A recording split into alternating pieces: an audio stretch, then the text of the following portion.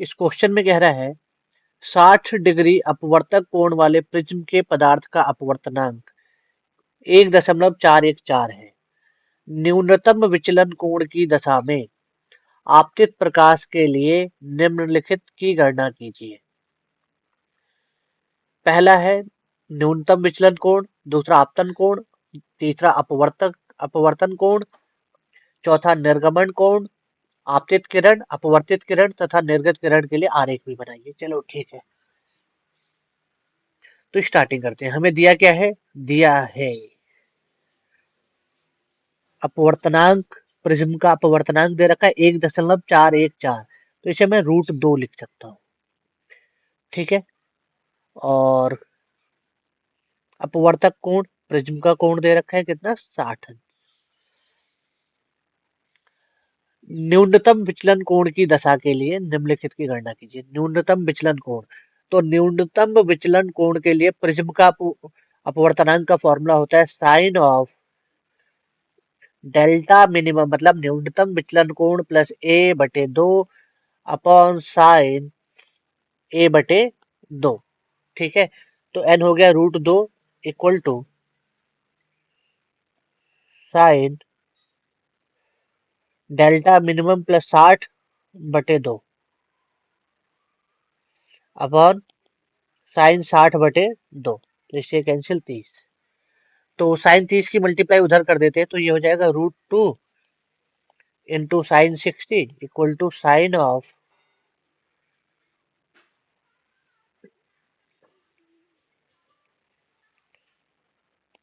Delta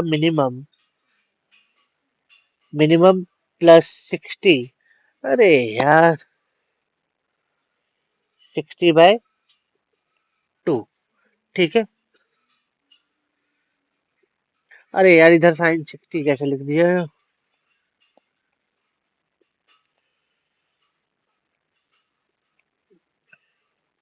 sign 30, तो sign 30 की value कितनी हो गई? 1/2। तो ये क्या हो जाएगा? √2 into 1/2 equal to sine of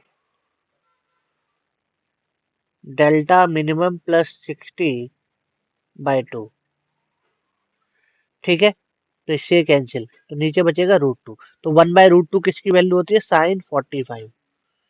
sine 45 equal to sine of delta minimum plus 60/2। तो ये कितना हो जाएगा? 45 इक्वल टू साइन से साइन निपट गया, तो साइन ऑफ डेल्टा मिनिमम, एक मिनट इसे थोड़ा डिलीट करके दोबारा से लिखा जाए,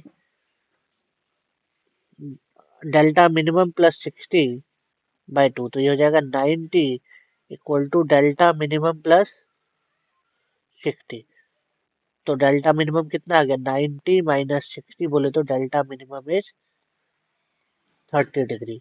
ये आ गया न्यूनतम विचलन कोण। सबसे पहला हो गया न्यूनतम विचलन कोण। दूसरा कह रहा है आपतन कोण।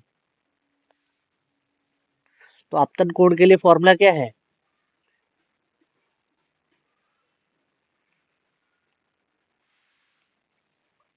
I equal to delta minimum plus a/2। तो I equal to delta minimum कितना हो गया? 30 प्लस 60/2, तो 90/2, बोले तो 45। तो I इक्वल टू 45 डिग्री। तीसरा अपवर्तन कोण। तो अपवर्तन कोण के लिए देखो, जैसे ये प्रिज्म हो गया, ठीक है, यहाँ का एंगल हो गया 60, तो यहाँ से एक रे निकली ऐसे, ये रे, न्यूनतम विचलन कोण की स्थिति तो ऐसी ही होती है ना, इस तरह से रे गई। ठीक है, अपवर्तन कोण तो आप निकाल ही चुके हो, तो हम निकाल चुके हैं, कितनी आ गई है वो, सॉरी, आपतन कोण हमने निकाल लिया कितना? 45 डिग्री। 45 degree, clear. अब ये निकालना है आर। तो इस वाले बिंदु पे, ये बिंदु पी पे आप स्नेल का नियम लगा दो। तो स्नेल का नियम से क्या हो जाएगा, 1, ऐसा होता है ना, n1 sin i equal to n2 sin r, मतलब अपने इधर का अपवर्तनांक, अपने इधर का एंगल साइन के साथ, और उधर का अपवर्तनांक और इधर का ही एंगल साइन के साथ। तो वायु का अपवर्तनांक कितना है, 1, साइन 45 इक्वल टू प्रिज्म का अपवर्तनांक कितना है, √2 इंटू साइन आर। तो ये हो गया 1/√2 equal to √2 into sine R. Sine R equal to 1/2। तो 1/2 किसकी वैल्यू होती है साइन में, साइन 30 की, साइन से साइन गया तो आर इक्वल टू 30 डिग्री। तो ये आ गया अपवर्तन कोण। और निर्गमन कोण, न्यूनतम विचलन कोण की स्थिति में, न्यूनतम विचलन कोण की स्थिति में जो निर्गमन कोण होती है वो आपतन कोण के बराबर होती है। ठीक है, तो ई बराबर भी, अरे यार 45 है ना, ई बराबर भी क्या होगी, 45 डिग्री। आपतित किरण, अपवर्तित किरण तथा निर्गत किरण के लिए आरेख भी बनाइए। अच्छा, ये भी बनाना था, तो चलो बना लेते हैं ट्रायंगल। ठीक है, ये डालो नीली सी रे। ठीक है, ये होना तो ऐसे ही है। ठीक, अब हरे से इस पे अभिलंब डाल दो, ये अभिलंब डाल दिया, और ऐसे ही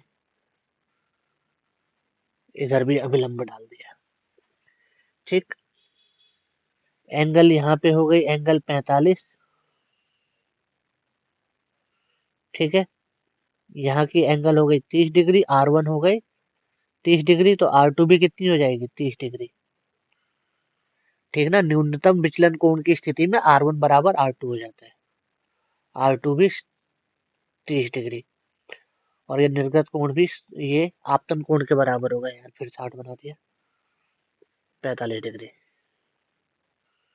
ठीक है, तो ये इसकी किरण आरेख होगी। नामकरण कर दो ABC, और ये जो रेस है ये P, ये Q, ये R, और ये बिंदु S। ऐसा क्लियर।